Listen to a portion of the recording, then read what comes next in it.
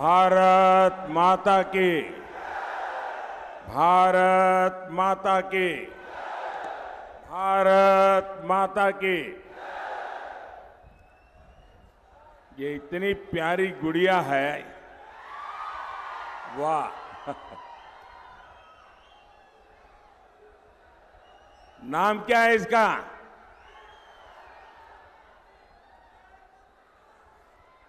बड़ा पगड़ी वगड़ी पहन के आई है।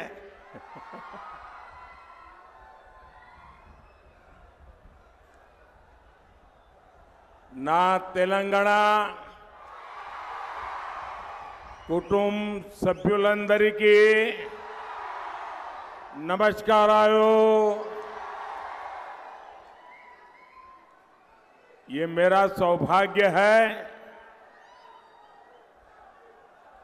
कि अहमदाबाद जो मेरी कर्मभूमि रही गुजरात में, उस अहमदाबाद नगर की जो नगर देवी है, नगर देवता है, वो भद्रकाली है। और मुझे आज यहां माता भद्रकाली के चरणों में प्रणाम करने का अवसर मिला है। यहां से कुछ दूरी पर मौजूद रामप्पा मंदिर को भी मैं श्रद्धापूर्वक प्रणाम करता हूं। ये क्षेत्र काकतीय साम्राज्य के गौरव का प्रतीक है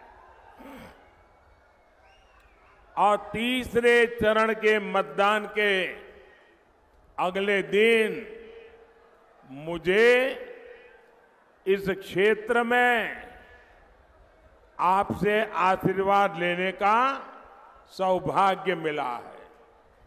साथियों, तीसरे चरण ने दो बातें साफ कर दी है। पहला, एनडीए 3 चरणों में ही विजय रथ तेज गति से जनता आगे ले जा रही है। दूसरा, कांग्रेस के लोग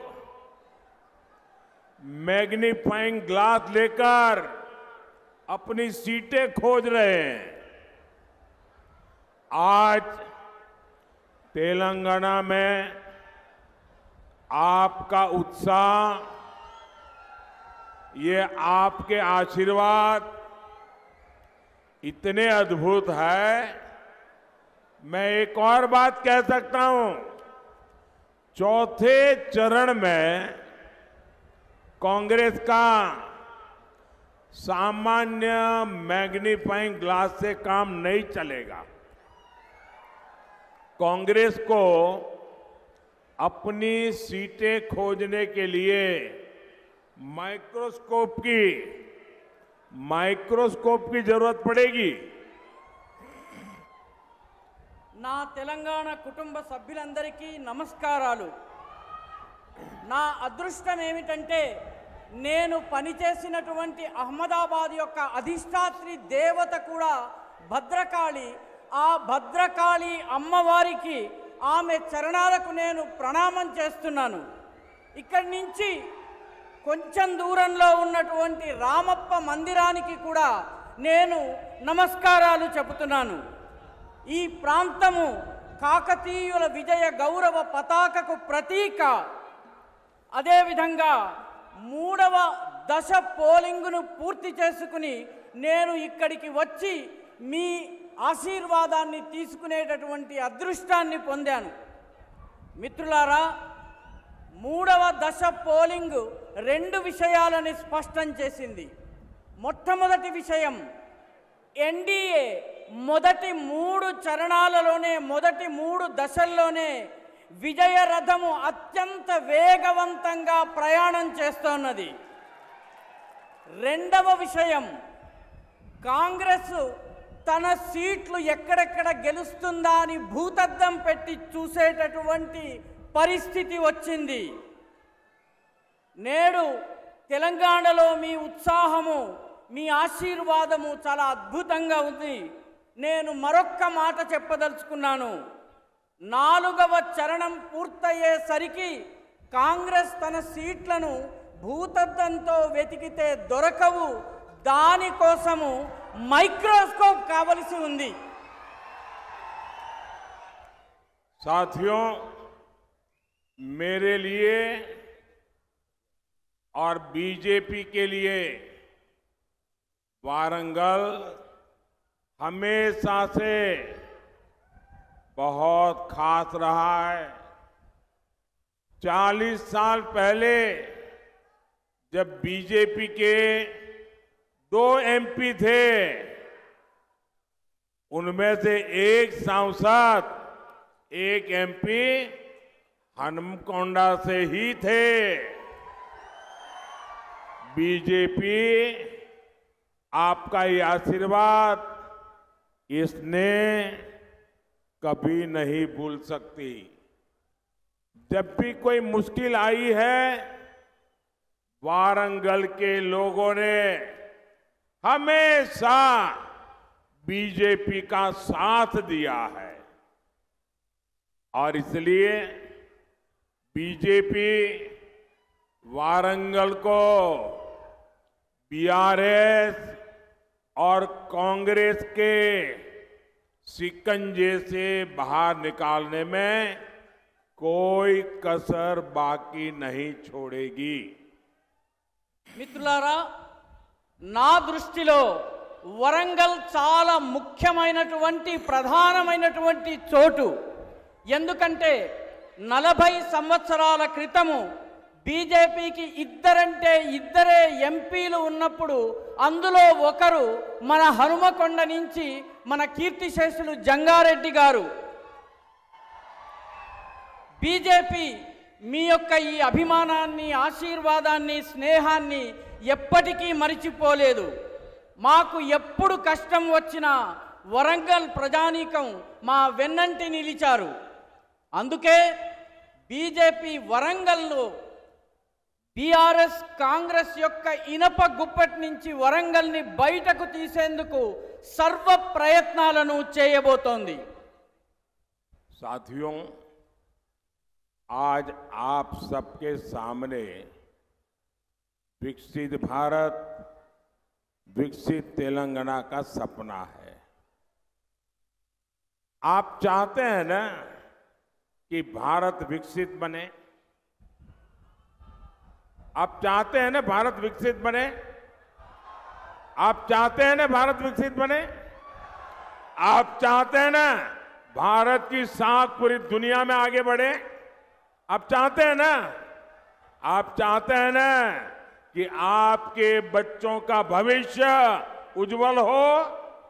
आप चाहते हैं आपके बच्चों का भविष्य उज्जवल हो?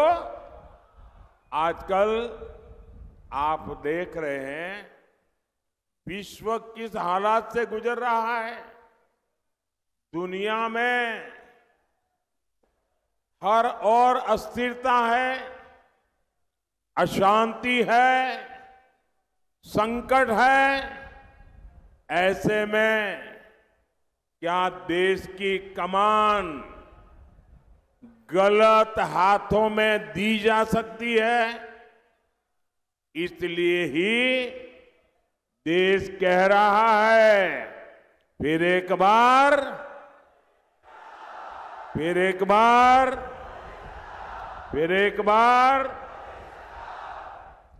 మిత్రులారా, మీరందరూ వికసిత భారత్, వికసిత తెలంగాణ కలను కంటున్నారు. మీరందరూ భారతదేశం అభివృద్ధి చెందాలని కోరుకుంటున్నారా? మీరు భారతదేశం యొక్క ప్రతిష్ట ప్రపంచమంతా వ్యాప్తం కావాలని కోరుకుంటున్నారా? అదేవిధంగా మీ పిల్లల భవిష్యత్తు ఉజ్వలంగా ఉండాలని మీరు కోరుకుంటున్నారా? ఈ రోజుల్లో ప్రస్తుత పరిస్థితుల్లో మీరు చూస్తున్నారు ప్రపంచం ఎలాంటి పరిస్థితుల్లోంచి వెళ్తోందో. ప్రపంచమంతటా అస్థిరత, అశాంతి, భయాందోళనలు, విపత్తులు ఉన్నాయి. ఇలాంటి పరిస్థితుల్లో దేశం యొక్క కార్యభారము, దేశం యొక్క పూర్తి శక్తి తప్పుడు చేతుల్లోకి వెళ్ళకూడదు.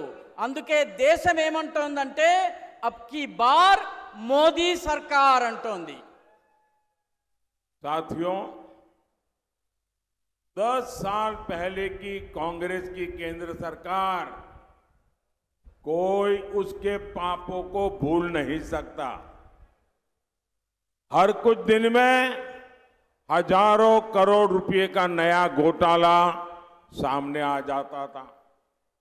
देश के बड़े बड़े शहरों में सीरियल बम ब्लास्ट होते थे। जहां कांग्रेस आई वहां प्रॉब्लम लाई। देश यही देख रहा था। इस बार तो इंडी अलायंस 5 साल 5 पीएम का फॉर्मूला लेकर आई है। आप कल्पना करिए, इन्हें सत्ता मिली तो ये देश का क्या हाल करेंगे। हर वर्ष एक नया पीएम, दूसरे साल दूसरा पीएम, तीसरे साल तीसरा पीएम, ये देश का भला कर सकते हैं क्या? మిత్రులారా, 10 సంవత్సరాల క్రితం వరకు కాంగ్రెస్ ప్రభుత్వము ఏ రకమైన పాపాలు చేసిందో మీరెవరూ మర్చిపోలేరు. గత ప్రతి 4 రోజులకి వేల కోట్ల రూపాయల కుంభకోణాలు, అవినీతి స్కాములు బయటపడుతూ ఉండేవి. దేశంలోని పెద్ద పెద్ద పట్టణాల్లో వరుస బాంబు పేలుళ్లు సంభవించేవి. కాంగ్రెస్ వచ్చిందంటే సమస్యలు వచ్చేవి. దేశము దీన్నే చూస్తూ వచ్చింది. ఈసారి ఇండి అలయన్స్ 5 సంవత్సరాలలో 5గురు ప్రధానమంత్రుల్ని తీసుకొస్తామని చెబుతోంది. మీరొక్కసారి ఊహించండి, రోజుకొక ప్రధానమంత్రి, మొదటి సంవత్సరం ఒక ప్రధానమంత్రి, రెండవ సంవత్సరం ఒక ప్రధానమంత్రి, మూడవ సంవత్సరం ఒక ప్రధానమంత్రి. ఇలాంటి ప్రభుత్వం మనకి కావాలా? ఈ దేశాన్ని అటువంటి వాళ్ళ చేతుల్లోకి మనం అప్పగిద్దామా? अच्छा, मैं एक अलग तरीके से समझाता हूं। मान लो कि हमारे वारंगल में 10 किसान इकट्ठे हो गए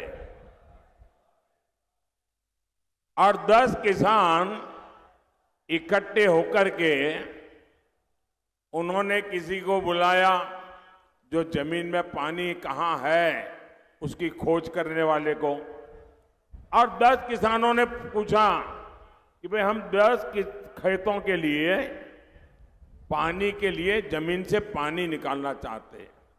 अब जरा हमें खोज के बताओ कि कहां पानी निकलेगा और कितना ऊंडा निकलेगा, कितना गहरा निकलेगा। तो वो जो जानकार व्यक्ति था उसने 10 के खेत देखे और कहा, देखो भाई, ये नीचे पानी तो है, लेकिन आपको 100 मीटर नीचे जाना पड़ेगा, पाइप लगानी पड़ेगी, तब जाकर के पानी निकलेगा। तो ये फिर 10 किसान मिले, उन्होंने कहा, देखो भाई, उसने कहा है कि 100 मीटर नीचे जाएंगे तो पानी निकलेगा। तो फिर उन सब ने तय किया कि ऐसा करो, हम 10 किसान हैं तो मेरे खेत में 10 मीटर का पाइप डालो। दूसरे ने कहा मेरे खेत में 10 मीटर का पाइप डालो। तो 10 ने कहा कि हमारे 10 खेत में 10-10 मीटर के पाइप डालेंगे तो 100 मीटर हो जाएगा। बताओ, इससे पानी निकलेगा क्या? దీన్నే మీకు ఇంకొక పద్ధతిలో అర్థం చేయించే ప్రయత్నం చేస్తాను. వరంగల్లో ఒక 10 మంది రైతులు ఉన్నారనుకోండి.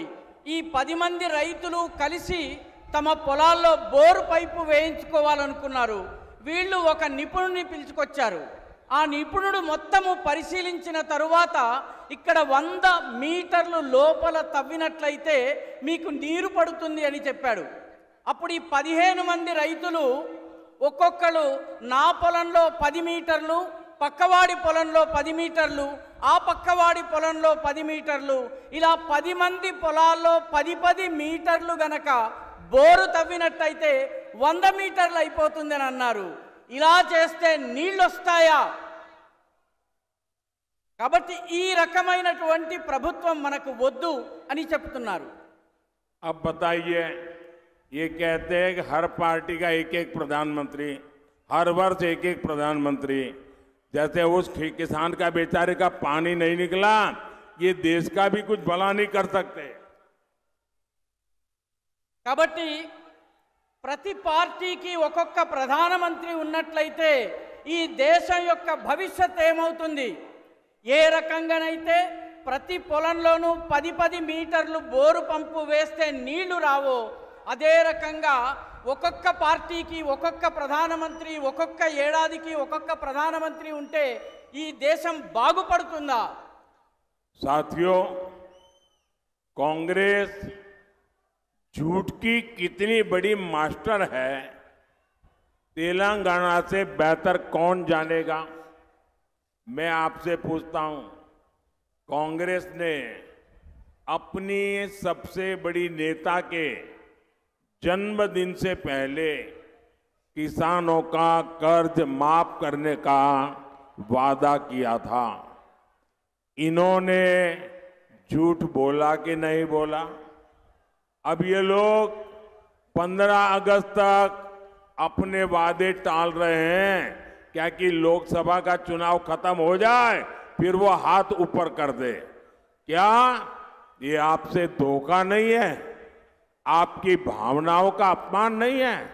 ये लोग वेमुलावाड़ा के भगवान राजन्ना की सौगंध खा रहे थे और ये तो सनातन को गाली देने वाले लोग हैं. सनातन को गाली देने वालों की सौगंध, इसका कोई भरोसा कर सकता है क्या? మిత్రులారా, కాంగ్రెస్ ఎంత అబద్ధాల కోరు అన్నటువంటి విషయము తెలంగాణ ప్రజలకు తెలిసినట్టుగా మరెవ్వరికీ తెలియదు. నేను మిమ్మల్ని అడుగుతున్నాను, కాంగ్రెస్ యొక్క అతిపెద్ద నాయకుడి పుట్టినరోజు నాడు రైతుల యొక్క రుణమాఫీ చేస్తానని చెప్పి వాగ్దానం చేసింది. అబద్ధం చెప్పిందా లేదా? ఇప్పుడు 15 ఆగస్టు వరకు ఈ వాగ్దానాన్ని వెనక్కి తోశారు. లోకసభ ఎన్నికలు అయ్యేదాకా ఆగి ఆ తరువాత చేతులెత్తేయబోతున్నారు. ఇది మిమ్మల్ని మోసం చేయడం కాదా? మీ మనోభావాల్ని దెబ్బతీయడం కాదా?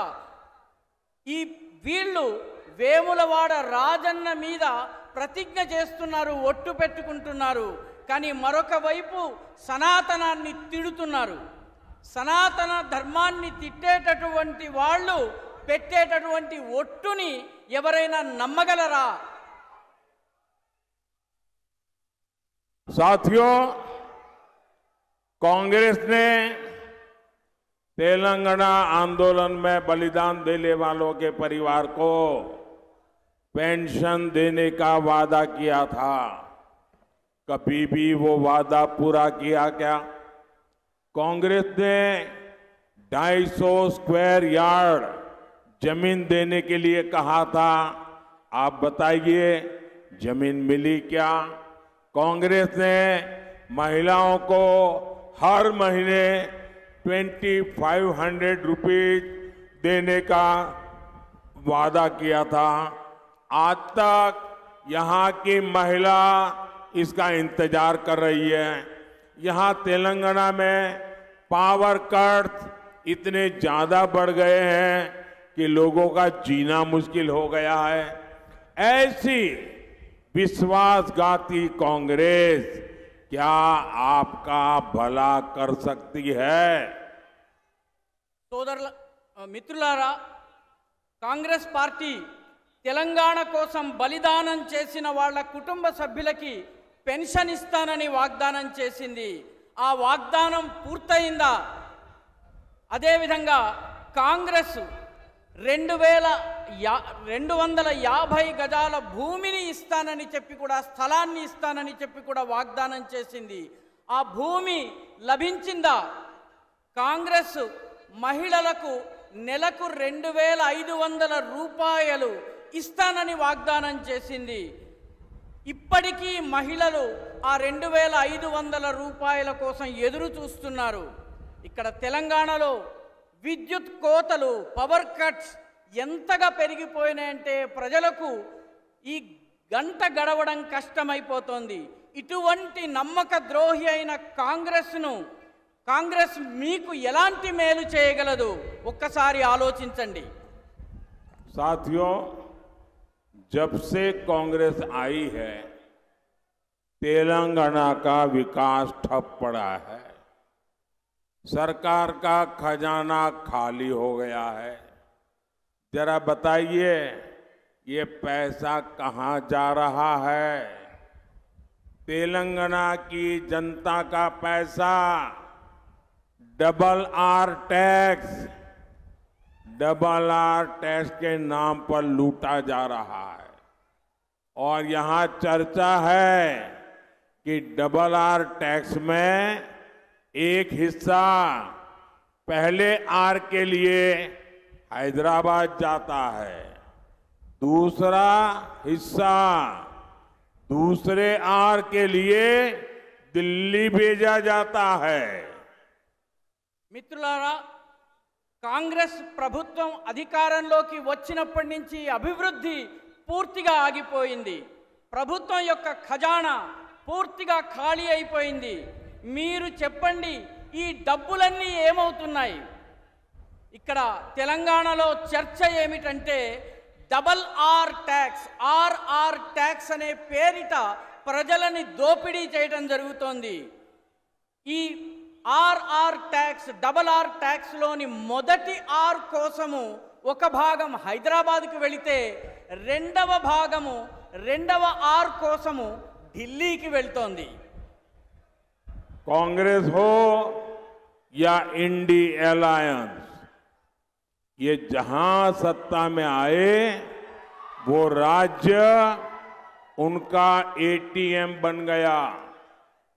अभी झारखंड से नोटों के पहाड़ निकले हैं, आपने देखा है ना। इसके पहले कांग्रेस के एक सांसद के यहां 300 करोड़ कैश निकला था। और जब मोदी इनके ब्लैक मनी, इनके करप्शन पर कार्रवाई करता है तो ये मोदी को गाली देते हैं। కాంగ్రెస్ కావచ్చు లేదా ఇండి అలయన్స్ కావచ్చు, ఈ రెండు ఏ రాష్ట్రంలో అధికారంలోకి వచ్చాయో ఆ రాష్ట్రము ఈ పార్టీల కోసం ఏటీఎంగా మారిపోతుంది. ఈ మధ్య జార్ఖండ్లో నోట్ల కట్టల గుట్టలు బయటపడ్డాయి. దీన్ని మీరు చూసే ఉంటారు. అదేవిధంగా ఇంతకు ముందు ఒక కాంగ్రెస్ ఎంపీ గారి ఇంట్లో 300 కోట్ల రూపాయల క్యాష్ నగదు బయటపడింది. మోదీ వీళ్ళ దగ్గర ఉన్నటువంటి నల్లధనాన్ని, బ్లాక్ మనీని, వీళ్ళ అవినీతిని అంతం చేసేందుకు చర్యలు తీసుకుంటే వీళ్ళందరూ మోదీని విమర్శిస్తూ ఉంటారు. साथियों, कांग्रेस के लिए देश का संविधान कोई मायने नहीं रखता। बाबा साहब आम्बेडकर ने खुद कहा था कि भारत में रिलीजन के आधार पर रिजर्वेशन नहीं मिलना चाहिए। लेकिन कांग्रेस ने कर्नाटका में बीसी आरक्षण काटकर मुस्लिमों को दे दिया है। यही कोशिश इन्होंने संयुक्त आंध्र प्रदेश में भी की थी, लेकिन तब हाई कोर्ट ने उस पर रोक लगा दी थी। ये बात कांग्रेस को खटक रही है, इसलिए ये कांग्रेस कानून बनाकर एससी, एसटी, ओबीसी इनका आरक्षण हटाकर अपने वोट बैंक मुसलमानों को देना चाहते हैं। जितना आरक्षण आज एससी, एसटी, ओबीसी को मिलता है वो खत्म करके इंडी अलायंस पूरा का पूरा रिजर्वेशन मुसलमानों को देना चाहती है। मैं जरा आपसे पूछना चाहता हूं, क्या आप ये लूट होने देंगे? ये आपका आरक्षण लूट लेंगे, आप देखते रहेंगे? మిత్రులారా, కాంగ్రెస్ దృష్టిలో ఈ దేశపు రాజ్యాంగానికి ఎలాంటి విలువ లేదు. బాబాసాహెబ్ అంబేద్కర్ స్వయంగా మతం ఆధారంగా రిజర్వేషన్లు ఇవ్వకూడదని చాలా స్పష్టంగా చెప్పారు.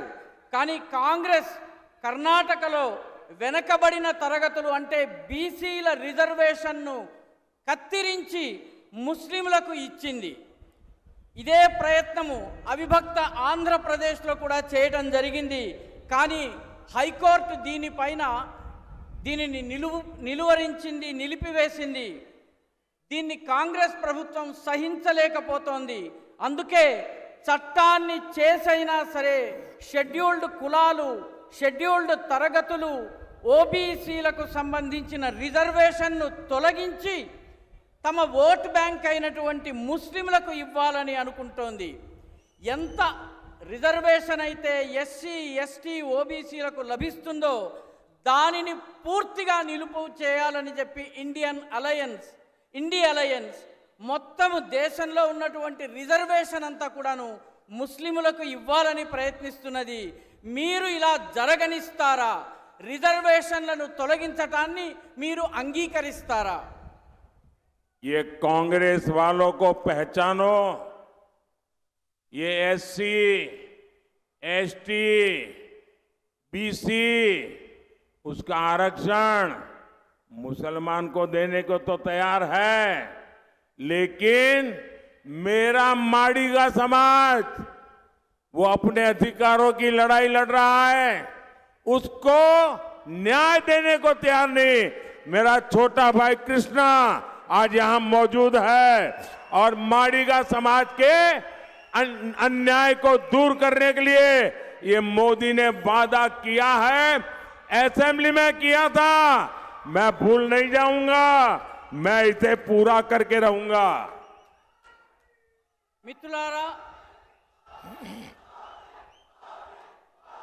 మిత్రులారా, కాంగ్రెస్ పార్టీని ఒకసారి గమనించి చూడండి. ఎస్సీలు, ఎస్టీలు, ఓబీసీలకు చెందినటువంటి రిజర్వేషన్లు ముస్లింలకు ఇవ్వడానికైతే ముందుకొస్తోంది, కానీ నా మాదిగ సోదరులకు రిజర్వేషన్ ఇచ్చేటటువంటి విషయంలో మాత్రం వెనకడుగు వేస్తోంది. ఇక్కడ నా చిన్న తమ్ముడైనటువంటి కృష్ణ మాదిగ గారు ఉన్నారు. వారు మాదిగల కోసం పోరాడుతున్నారు. ఇప్పటి వరకు న్యాయం జరగలేదు. నేను వారికి న్యాయం చేస్తానని వాగ్దానం చేశాను. ఆ వాగ్దానాన్ని ఇప్పటి వరకు మరిచిపోలేదు, అమలు చేసి చూపిస్తాను. साथियों, कांग्रेस को एससी, एसटी, बीसी समाज के जो होनहार युवा हैं वो अपनी मेहनत करके जो प्रगति कर रहे हैं ना, ये कांग्रेस वाले उससे डरने लगे हैं। केंद्र सरकार ने तेलंगाना में सम्मक्का सरक्का ट्राइबल यूनिवर्सिटी बनाने का भारत सरकार का फैसला, लेकिन यहां की कांग्रेस सरकार इसको रोकने के लिए लगातार रोड़े अटका रही है। कांग्रेस सोचती है एससी, एसटी युवा आगे बढ़ जाएंगे तो शाही खानदान के बेटे बेटियों की कुर्सी कैसे मिलेगी? మిత్రులారా, కాంగ్రెస్ ఎస్సీ, ఎస్టీ, బీసీ సమాజంలో ఉన్నటువంటి ప్రతిభావంతులైనటువంటి యువకుల యొక్క అభివృద్ధిని చూసి భయపడుతోంది. కేంద్ర ప్రభుత్వం తెలంగాణలో సమ్మక్క సారక్క ట్రైబల్ యూనివర్సిటీని నిర్మాణం చేయాలని సంకల్పించింది. కానీ కాంగ్రెస్ ప్రభుత్వం దానికి ఇబ్బందులు తెచ్చి దానిని ఆపివేయాలని ప్రయత్నిస్తోంది. నిరంతరం ఇబ్బందుల్ని ఇక్కట్లను పెంచుతోంది. కాంగ్రెస్ ఏమనుకుంటోందంటే ఎస్సీ ఎస్టీ సముదాయాలకు చెందిన యువకులు గనక ముందుకొచ్చినట్లయితే ఈ పెత్తందారుల కుటుంబాల పిల్లలకు కుర్చీ దక్కకుండా అయిపోతుందన్నటువంటి భయం కాంగ్రెస్ పార్టీకి ఉంది. साथियों, बीआरएस की सच्चाई भी एसटी, एससी, बीसी समाज को धोखा देने की और अपीजमेंट की है। बीआरएस ने 2014 में आपसे वादा किया था कि वो सरकार में आई तो दलित सीएम बनाएंगी, और सीएम कौन बना था? बीआरएस ने यहां दलित बंधु स्कीम के नाम पर भी आपका भरोसा तोड़ा, और यही बीआरएस है जिसने अपनी अपीजमेंट पॉलिटिक्स को आगे बढ़ाते हुए मुस्लिम आईटी पार्क बनाने की बात कही थी. మిత్రులారా, బీఆర్ఎస్ యొక్క వాస్తవాన్ని కూడా తెలుసుకుందాం. ఎస్సీలు, షెడ్యూల్డ్ కులాలు, షెడ్యూల్డ్ తరగతులు, ఎస్టీలు, అదేవిధంగా బీసీ సమాజానికి మోసం చేయడము, బుజ్జగింపు రాజకీయాలే బీఆర్ఎస్ యొక్క రాజకీయాలు. 2014లో అధికారంలోకి వస్తే ఒక దళితుణ్ణి ముఖ్యమంత్రిగా చేస్తామని వాగ్దానం చేశారు. కానీ ఈ ముఖ్యమంత్రి ఎవరయ్యారు? బీఆర్ఎస్ దళిత బంధు స్కీమ్ పేరిట కూడా మిమ్మల్ని, మీ నమ్మకాన్ని వమ్ము చేసింది. అంతేకాదు, ఇదే బీఆర్ఎస్ ఇదే బుజ్జగింపు రాజకీయాల్లో భాగంగా, మైనారిటీ బుజ్జగింపు రాజకీయాల్లో భాగంగా ముందుకు వెళుతూ కేవలం ముస్లిముల కోసము ఐటీ పార్కులను ఏర్పాటు చేస్తామని కూడా ప్రకటించింది. ये हमारा कल्चर देखिए, हमें 14 में आपने सेवा करने का मौका दिया तो हमने सबसे पहले राष्ट्रपति बनाए रामनाथ कोविंद जी, एक दलित को. हमें 2019 में दूसरी बार मौका मिला तो हमने राष्ट्रपति के रूप में आदिवासी बेटी को देश के राष्ट्रपति के रूप में द्रौपदी मुर्मू जी को पसंद किया, और कांग्रेस ने इसका भरपूर विरोध किया. మిత్రులారా, అదే మా సంస్కృతిని చూడండి. 2014లో మేము తొలిసారి అధికారంలోకి రాగానే 2014లో రామ్నాథ్ కోవింద్ ఒక దళిత సమాజానికి చెందినటువంటి నేతను ఈ దేశపు రాష్ట్రపతిగా చేశాము. 2019లో ఆదివాసీ సముదాయానికి చెందినటువంటి ద్రౌపది ముర్ము గారిని దేశపు రాష్ట్రపతిగా చేశాము. కాంగ్రెస్ ఈ రెండిటిని వ్యతిరేకించింది. साथियों, मैं बहुत सोच रहा था कि द्रौपदी जी, जिनकी बहुत अच्छी प्रतिष्ठा है, आदिवासी समाज की एक प्रतिष्ठित बेटी है, उसको हम राष्ट्रपति बना रहे हैं, तो कांग्रेस उनको हराने के लिए इतनी मेहनत क्यों कर रही है? कांग्रेस आदिवासियों को नाराज क्यों कर रही है? मैं सोचता रहता था, लेकिन मुझे समझ नहीं आता था. मुझे लगता है ठीक है, ये शाहजादे का दिमाग ऐसा है तो शायद वो द्रौपदी जी का विरोध कर रहा है, उनको चुनाव में हराने के लिए निकल पड़ा है. लेकिन मुझे आज पता चला कि ये कांग्रेस पार्टी द्रौपदी मुर्मू, जो एक आदिवासी बेटी थी, उसको हराने के लिए क्यों मैदान में उतरे थे. आज मुझे पता चला कि अमेरिका में ये शहजादे के एक अंकल रहते हैं. ये शहजादे के अंकल, वो उनको फिलोसोफर एंड गाइड है. और जैसे क्रिकेट में आजकल थर्ड एम्पायर होता है ना, कोई कंफ्यूजन हो तो थर्ड एम्पायर को पूछते हैं। और वैसे ही ये शहजादे, ये थर्ड प्लेयर को कंफ्यूजन होते हैं तो सलाह लेते हैं। ये शहजादे के फिलोसोफर एंड गाइड अंकल ने बड़ा रहस्य खोला है। उसने कहा है कि जिनका चमड़ी का रंग काला होता है ये सब अफ्रीका के हैं। मतलब आप सबको, मेरे देश के अनेक लोगों को चमड़ी के रंग के आधार पर उन्होंने इतनी बड़ी गाली दे दी।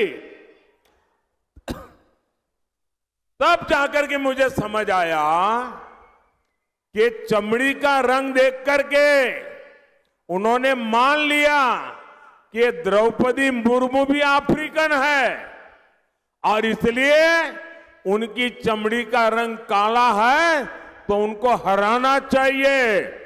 ये सोच आज पहली बार मुझे तो पता चला कि ये दिमाग कहां काम कर रहा है इनका, ये देश को कहां ले जाएंगे। अरे चमड़ी का रंग कोई भी हो, हम तो श्री कृष्ण की पूजा करने वाले लोग हैं, जिसकी चमड़ी का रंग यहां हम सब जैसा रंग था। మిత్రులారా, నేను చాలా ఆలోచించాను. ద్రౌపది ముర్ము గారిని ఇంత సుప్రతిష్ఠితమైనటువంటి ఆదివాసీ సముదాయానికి చెందినటువంటి ద్రౌపది ముర్ము గారిని కాంగ్రెస్ పార్టీ ఇంత తీవ్రంగా ఎందుకు వ్యతిరేకించింది? మొత్తము ఆదివాసీ సముదాయపు వ్యతిరేకత వచ్చినా కూడా లెక్క చేయకుండా ఆమెను ఎందుకు వ్యతిరేకించింది అన్నది ఎంత ఆలోచించినా అర్థం కాలేదు. చివరికి నాకు ఇప్పుడు అర్థమవుతున్నది ఏమిటంటే, ద్రౌపది ముర్ము గారి చర్మపు రంగు నలుపు. ఇక్కడ ఉన్నటువంటి రాజకుమారుడికి అమెరికాలో ఒక ఫ్రెండ్, ఫిలాసఫరు, గైడ్ అంటే మిత్రుడు, సఖుడు, మార్గదర్శి ఉన్నారు. ఆయన, ఈ అంకుల్ ఎవరైతే అమెరికాలో ఉన్నారో ఆయన ఈ మధ్య ఒక మాట చెప్పారు. చర్మము రంగు నల్లగా ఉన్న వాళ్ళందరూ ఆఫ్రికన్లు అని చెప్పారు. మీరంతా మీ చర్మము రంగు నల్లగా ఉంది అంటే మిమ్మల్ని అందరినీ కూడాను ఒక పెద్ద తిట్టినట్టుగా, చాలా అవమానకరంగా మాట్లాడినట్టుగా మీరు భావించాలి. నాకు అర్థమైందప్పుడు చర్మము రంగుని బట్టి ద్రౌపది ముర్ము గారిని కూడా ఆఫ్రికన్ అని ఆయన భావించారు. అందుకే ఓడించాలని చెప్పి ఆయన బోధించారు.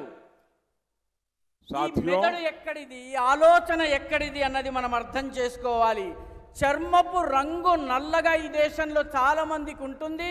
భగవాన్ శ్రీకృష్ణుడి చర్మపు రంగు కూడా నీలం రంగులో, నల్ల రంగులో, మనందరి రంగులో ఉంటుందని గమనించాలి. साथियों, मैं एक गंभीर सवाल आज आपको पूछना चाहता हूं. मैं पहले चाहूंगा कि तेलुगु में उसका अनुवाद हो ताकि मेरा सवाल मैं सही तरीके से आपको पूछ सकूं. మిత్రులారా, నేను ఇప్పుడు ఒక ముఖ్యమైన ప్రశ్న మిమ్మల్ని అడగబోతున్నాను. దీన్ని తెలుగులో నేను వివరిస్తాను.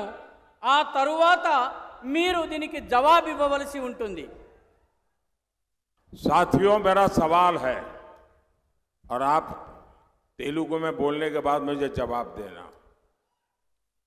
क्या हमारे देश में ये शहजादे, मैं बहुत गुस्से में हूं आज दोस्तों, मुझे कोई गाली दे मुझे गुस्सा नहीं आता है,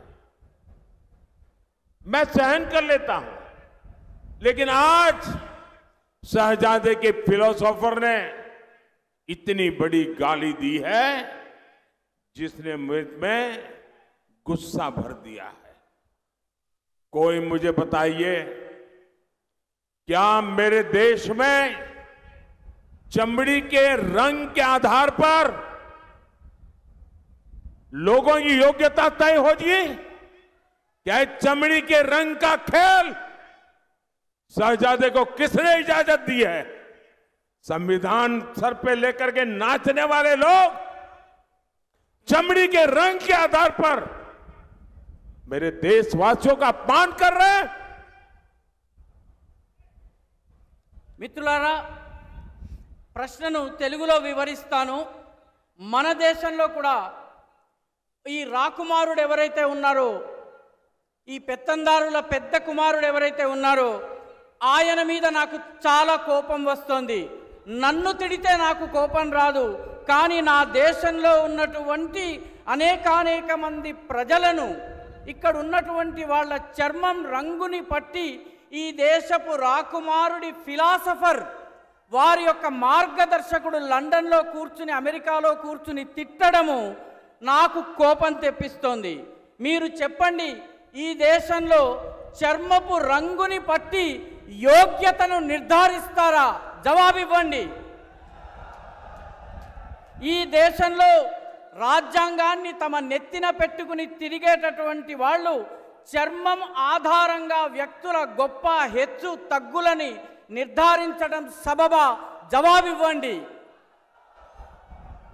शहजादे, आपको जवाब देना पड़ेगा। चमड़ी के रंग के आधार पर मेरे देशवासियों का अपमान मेरा देश सहन नहीं करेगा और मोदी तो कतई नहीं करेगा। మిత్రులారా, మీరు జవాబు చెప్పాలి. చర్మం రంగు ఆధారంగా ఈ దేశంలో వ్యక్తులను అవమానపరచటం ఈ దేశంలో సాధ్యం కాదన్నటువంటి విషయాన్ని మీరు జవాబు రూపంలో చెప్పాలి. ఈ దేశం యొక్క ప్రతిష్టను భగ్నం చేసేటటువంటి ప్రయత్నాన్ని మోదీ సహించరు. ఈ విషయాన్ని కూడా మీరు అర్థం చేసుకుని కరతాళ ధ్వనుల ద్వారా మీరు చెప్పండి. साथियों, कांग्रेस के कुशासन की कीमत तेलंगाना के किसानों ने भी चुकाई है। बीआरएस ने कालेश्वरम घोटाला किया था। कांग्रेस बीआरएस को बचाने में लगी है। कालेश्वरम प्रोजेक्ट पर इसका लूट का नुकसान हमारे किसानों को हो रहा है। మిత్రులారా, కాంగ్రెస్ ప్రభుత్వం యొక్క దుశ్శాసన పర్వం యొక్క ఖరీదు మూల్యాన్ని తెలంగాణ యొక్క రైతులు చెల్లించాల్సి వస్తోంది. బీఆర్ఎస్ ప్రభుత్వము కాళేశ్వరం స్కామ్కి పాల్పడింది. కాంగ్రెస్ ప్రభుత్వము బీఆర్ఎస్ని కాపాడేందుకు ప్రయత్నిస్తోంది. కాళేశ్వరం ప్రాజెక్టు పేరిట జరిగినటువంటి లూటీ యొక్క నష్టాన్ని రైతులు భరించాల్సి వస్తోంది. साथियों, बीजेपी के लिए किसान हमारी टॉप प्रायोरिटी है, पहली प्राथमिकता है। हमने टर्मरिक किसानों के लिए टर्मरिक बोर्ड बनाया। हमने पैडी और कॉटन की रिकॉर्ड खरीद की। आज तेलंगाना के करीब 40 लाख किसानों को किसान सम्मान निधि मिल रही है। हमने रामागुंडम में बंद पड़ी फर्टिलाइजर की फैक्ट्री शुरू करवाई। नौजवानों को रोजगार मिला, किसानों को फर्टिलाइजर मिला। మిత్రులారా, బీజేపీకి రైతులకే బీజేపీ యొక్క పెద్దపీట. మా యొక్క ప్రాథమికత రైతాంగము, రైతు సంక్షేమం.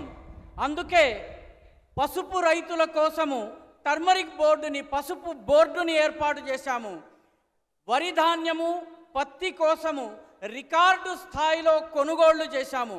తెలంగాణలోని 40 లక్షల మంది రైతులకు కిసాన్ సమ్మాన్ నిధి అందుతోంది. అదేవిధంగా రామగుండంలో మూతబడిపోయినటువంటి ఫర్టిలైజర్ ఫ్యాక్టరీని మళ్ళీ ప్రారంభించాము. దీనివల్ల యువకులకు ఉపాధి లభిస్తోంది, రైతులకు ఎరువులు లభిస్తున్నాయి. साथियों, तेलंगाना सरकार तो केंद्र के विकास कार्यों से भी परेशान है। तेलंगाना और वारंगल में हमने टेक्सटाइल पार्क बनाया है, लेकिन ये लोग टेक्सटाइल पार्क के संचालन में समस्या पैदा कर रहे हैं, उसमें भी वो डबल आर टैक्स की फिराक में है। మిత్రులారా, తెలంగాణ ప్రభుత్వం కేంద్ర ప్రభుత్వం చేస్తున్నటువంటి అభివృద్ధి కార్యక్రమాల పట్ల కూడాను తెలంగాణ ప్రభుత్వానికి ఇబ్బందిగా ఉంది. దీనివల్ల అది కూడా చాలా ఇబ్బంది పరేషానికి గురవుతోంది. తెలంగాణ అదేవిధంగా వరంగల్లో మేము టెక్స్టైల్ పార్కుని ఏర్పాటు చేశాము. కానీ టెక్స్టైల్ పార్కుని నడిపించే విషయంలో, నిర్వహణ విషయంలో కూడాను సమస్యలు వచ్చేలాగా ప్రయత్నిస్తున్నారు. साथियों, 13 मई को आपका वोट तेलंगाना को नुकसान पहुंचाने वालों को जवाब देगा। मेरा आपसे आग्रह है, वारंगल से श्रीमान अरूरी रमेश, महबूबाबाद से डॉक्टर सीताराम नाइक, ये हमारे दोनों साथियों को लोकसभा में भेजना है। ये लोग पार्लियामेंट में आएंगे तो मोदी की ताकत बढ़ जाएगी। और इसलिए कमल का फूल, कमल के फूल पे बटन दबाना, और आप कमल के फूल पर बटन दबाएंगे, वो वोट सीधा सीधा मोदी को जाएगा। और आपका वोट देश को विकसित बनाएगा, आपका वोट तेलंगाना को विकसित बनाएगा। और ये मोदी आप सबको इसकी गारंटी देता है। మిత్రులారా, మే 13వ తారీఖున తెలంగాణకు నష్టం చేస్తున్నటువంటి, ఇబ్బందులు కలిగిస్తున్నటువంటి వాళ్లకు జవాబు చెప్పవలసినటువంటి సమయం వచ్చింది. మీ అందరినీ నేను కోరుతున్నాను, వరంగల్ నుంచి శ్రీమాన్ ఆరూరి రమేష్ గారిని, మహబూబాబాద్ నుంచి డాక్టర్ సీతారాం నాయక్ గారిని లోకసభకు పంపించండి. మోదీకి బలం చేకూర్చండి. కమలం పువ్వు గుర్తు మీద బటన్ని నొక్కండి. వీళ్ళిద్దరినీ భారీ మెజారిటీతో గెలిచి ఢిల్లీకి వెళ్ళేలా చేయండి. మీ ఓటు ఒక అభివృద్ధి చెందినటువంటి వికసిత భారతదేశాన్ని, అదేవిధంగా వికసిత తెలంగాణను చేస్తుందని మోదీ యొక్క గ్యారంటీగా నేను మీకు మాటిస్తున్నాను.